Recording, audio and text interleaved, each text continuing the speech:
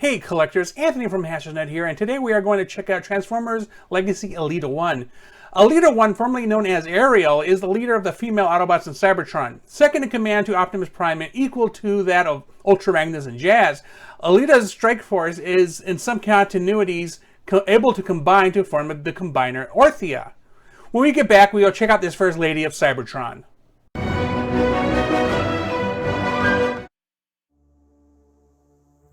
And this is Transformers Legacy Elita-1.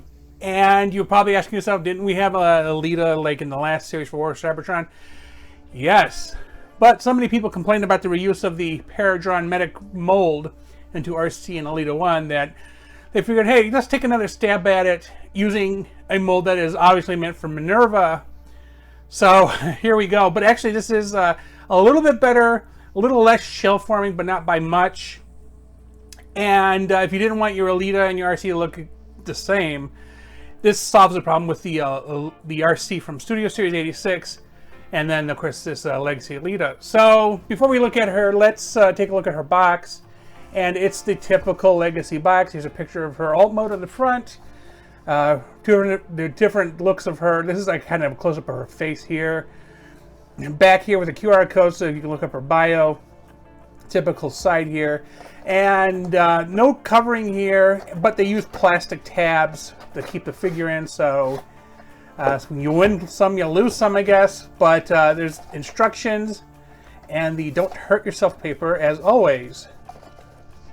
So just a heads up, in the box her weapons were wrapped in paper, so you might want to keep an eye on that. It comes with these two guns and this little headpiece here that you see on the back here. I'm just going to probably keep it there. It's a nice tight fit, and I don't think it's going to go anywhere. Now the guns are clear bluish plastic. If you remember, I believe the Elita gun in the War for Cybertron figure also had a pistol in the same color scheme. These guns actually do kind of connect like this if you want them to be like a double pistol type of situation. And I mean, it's okay. It's not something I'd probably do very much with. But her transformation, as I said before, is kind of a little bit of shell forming, but not so much as compared to the previous figure. Concerns really have to do with the joint here being a clear plastic. Just like with the Studio Series 86 Jazz and anything coming from that mold, you have to be concerned with that. But, I mean, if you understand the manufacturing process, you kind of go, okay, well, I understand why, but it really shouldn't have to be. And this is where somebody, I think it was Lazy Eyebrow, made the argument of, maybe we should go to just all regular non-transparent plastic and just stickers on the windows, like in the old days. It feels like maybe the right move for the future, but that's just my opinion. So, transformation on her is not too difficult. It's getting the pieces to, be together is what's a pain in the butt. So her back side is actually folded in to her windshield here, and this is the part of the spoiler. As you'll notice, it's not all the spoiler, but you can see where the head is. We can move up the fins here.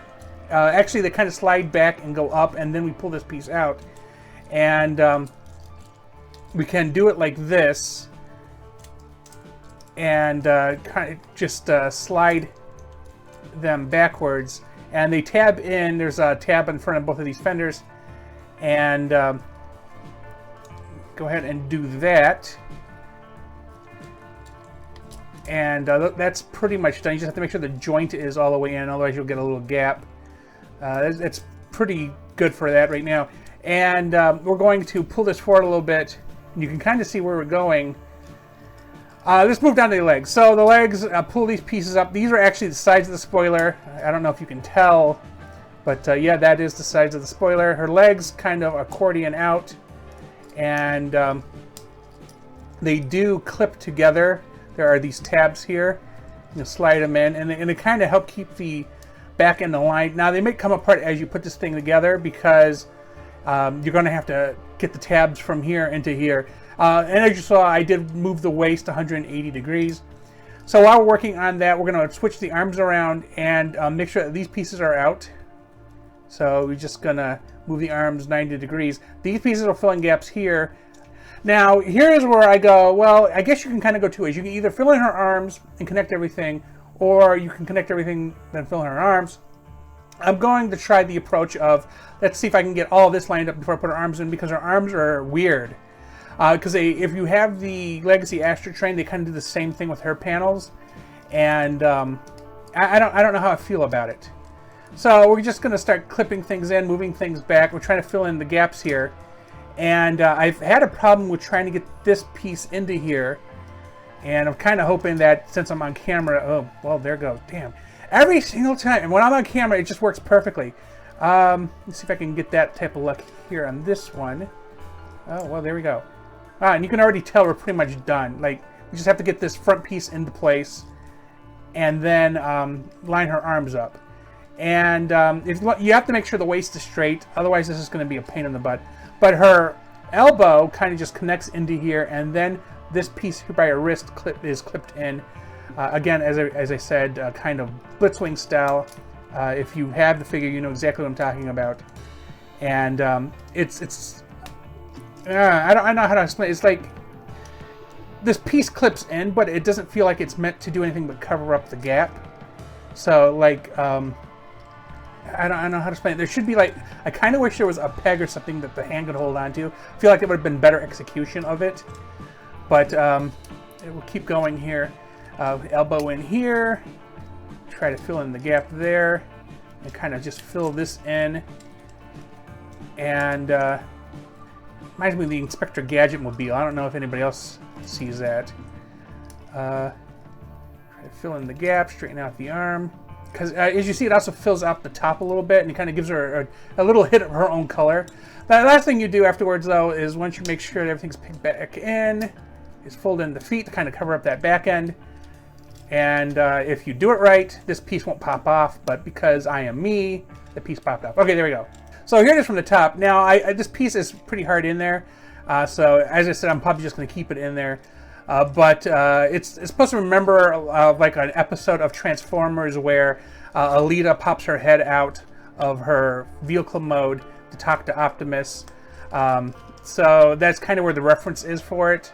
If you didn't watch the episode in G1, you know, it basically introduces all the fembots that existed at the time prior to the first movie. So anyway, her weapons could go on these ports here on the side if you prefer. Like I think that's kind of cool looking. You could stick them on the back if you also have a preference for rear-mounted weapons.